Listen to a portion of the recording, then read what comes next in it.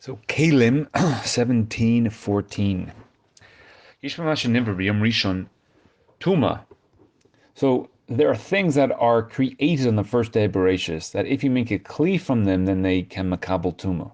So for example, the land Haaretz was created on the first day in the kli cheres that is coming from Eretz.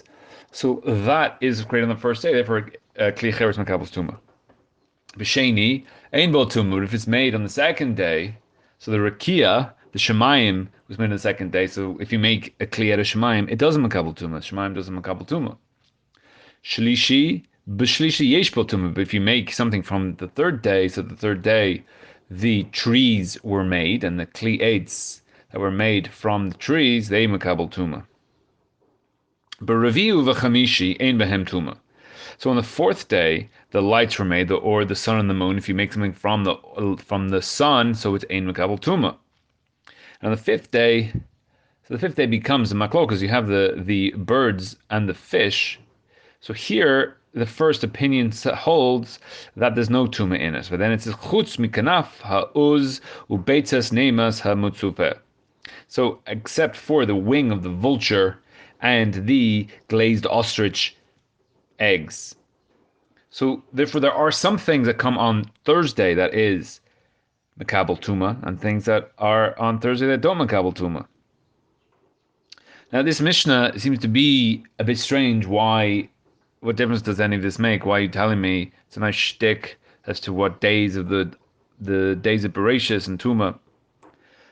But there's an opinion that holds that this, in the time of the Mishnah, is telling you how to set the calendar for the Jewish holidays. And that Yom Kippur, once the calendar is fixed, when it comes on, it can come on Sunday. Sorry, it cannot come on Sunday. It can come on Tuesday, Monday, the Sheni.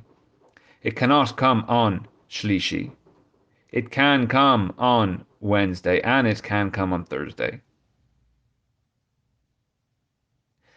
Now Purim, it can come on Sunday, not on Tuesday. Yes, on Sheni being Monday, not on, yes, on Shlishi, which is Tuesday, no on Revi'i, and yes on Chamishi. At the end of the Mishnah, V'kol shenivra b'yom shishi tameh. So you have the Yom Shishi, you have the behemoths and the shiratzim and the aman. If you make things out of animals or man, so it's tuma. So therefore, since it's tuma, then you can have Purim falling out on a Friday as well. So on Thursday you have this mixed day. Now Yom Kippur is a day where it has to be that it doesn't makabel tuma. The day is meire that it's not makabel tuma, because you are not living in the real world on Yom Kippur, because you fast, and the things that will keep you alive. If you kept it Yom Kippur for your whole life, then you couldn't be alive. It's a day of tahor. It's a day where you disconnect yourself from living and from existence, and you go run out into Shemayim and live a life like an angel. So therefore, those days is a day of ein makabel tuma, ein bo tuma. But Purim is davka a day. It's davka a day that comes all the way. It's the or that comes into the Kelim. So therefore, therefore Purim has to be a day that's makabel tuma, because you're living. Purim is where the lights of God come into the world in which you're living in.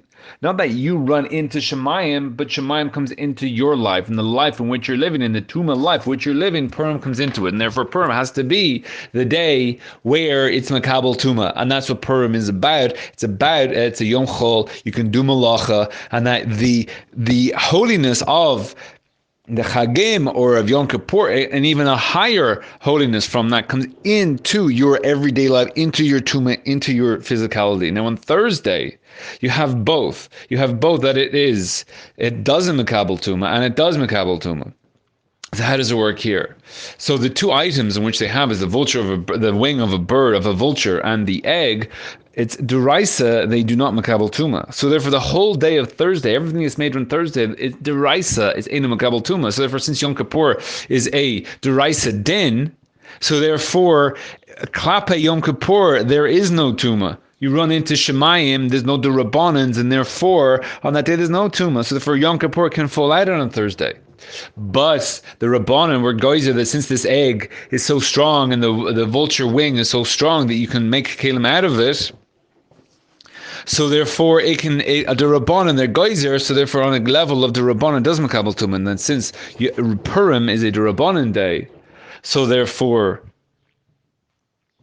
Thursday can also be the day for Purim because it's the Rabbanan, the whole din of Purim is, and therefore you geyser tuma on the Thursday, and therefore geyser Purim on the Thursday as well.